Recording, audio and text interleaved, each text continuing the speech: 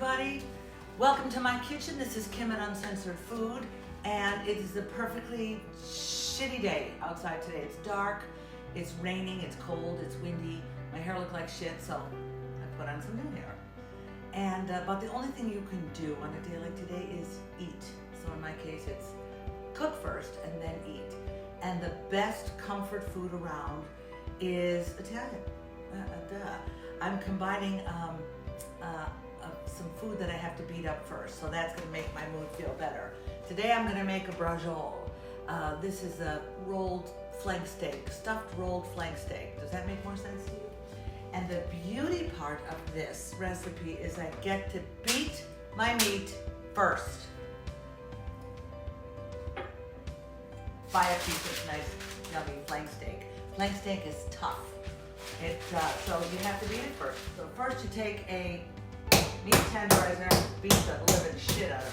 If you want to protect your cloves, do it this way. This will get rid of all your aggression. Do it on both sides. Beat one side, beat the other side. Oh my God, does that feel good. Here's the thing. You don't want to make it too thin.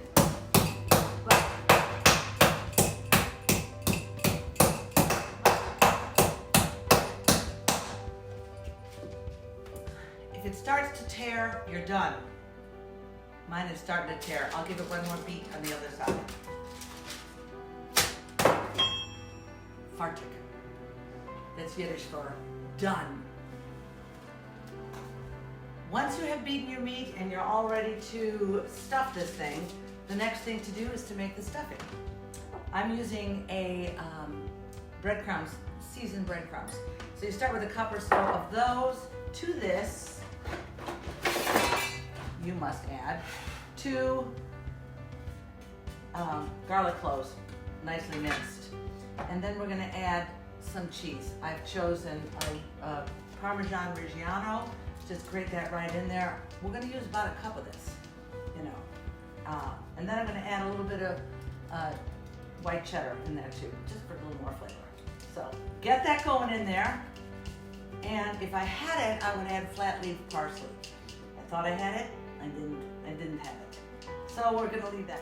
So I have enough Parmesan Reggiano in there. Now I'm gonna add a little sharp white cheddar, just for the fuck of it, because I like it. You can do anything you want in the middle of these things. I've seen people take hard-boiled eggs, slice them thin, and roll that in the braciole. It's a lot of fachooch for nothing, so if you wanna do it, go ahead. If not, whatever. Finishing that, we're going to add a little salt inside the cheese mixture and on top of the braciole. A little bit, oh, that's garlic, excuse me. A little bit of pepper. And now to be able to hold that mixture together, I'm going to add just a little bit of olive oil. I don't know how much. So maybe 2 tablespoons of oil. You know I don't measure shit. All right. You don't want it wet, you want it just a little moist. And the only way to moisten this is olive oil. All right, now comes the fun part. Now you gotta stuff your meat. So take your cheese and breadcrumb mixture, liberally get that in the center. You can leave it a little bit off the ends. Obviously, I made too much, so you know I'm going to end up putting that on top. And I have a ball of twine here that my Aunt Isadora, when she died, I got possession of the twine. We all fought over this because this is tradition. This goes way back. I'm going to start with the flat end and very gently roll this beautiful piece of pounded meat. Not too thick, not too tight. There. Now I'm going to tie it off. At least four ties. You don't want that beautiful center coming out. Give it a good little, there you go. Here's a trick when tying anything, Christmas presents, whatever, shoelaces, whatever you're going to tie. I hope I can explain this properly. The first turn around, do that, and then do it again. before you put a bow in it, because that holds it. That holds it quite steadily. You're welcome. All right. Oops, I fucked up. Good surprise. There we go. Now, when you weren't watching, I made a simple red sauce. And I used a can of diced tomatoes, a can of tomato paste, and this super good crunch. I'll send you a link to this. I got this on Amazon. It's a spicy, crunchy oil that's good on everything except maybe pie. I put that in my sauce too, and some homegrown basil. So now I put some of that oil in my Misen pan. There we go.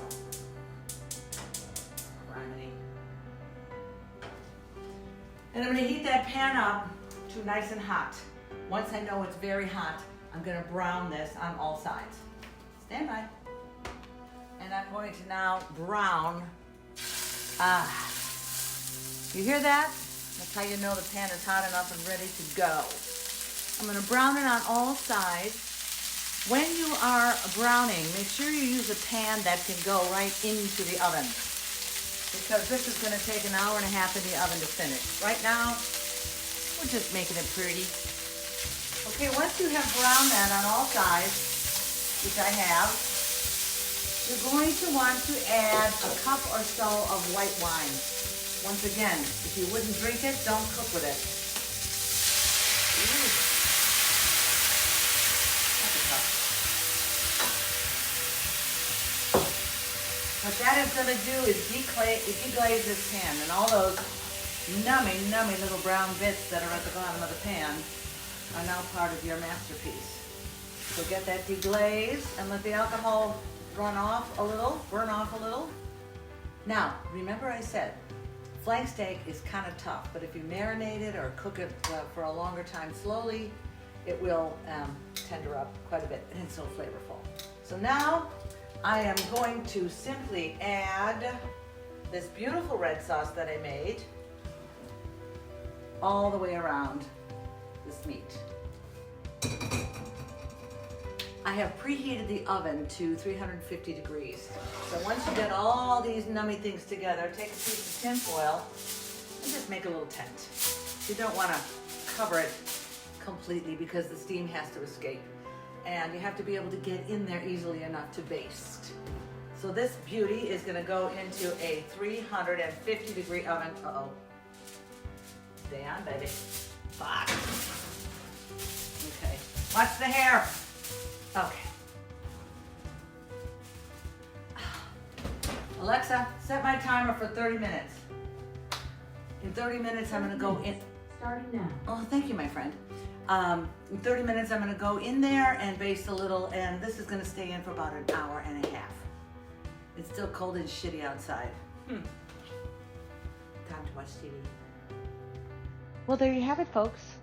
An hour and a half later, I have an absolutely magnificent Braciole, which is tender and juicy. It's still rare in the center. It was in the oven for an hour and a half. I cut through it brilliantly, and now we have a beautiful piece of stuffed meat. Not the romantic way of saying it, but this is Kim at Uncensored Food. Thank you for coming into my kitchen today. I hope you enjoy these videos. I know I enjoy making them, and most importantly, I enjoy eating them. I'll see you soon.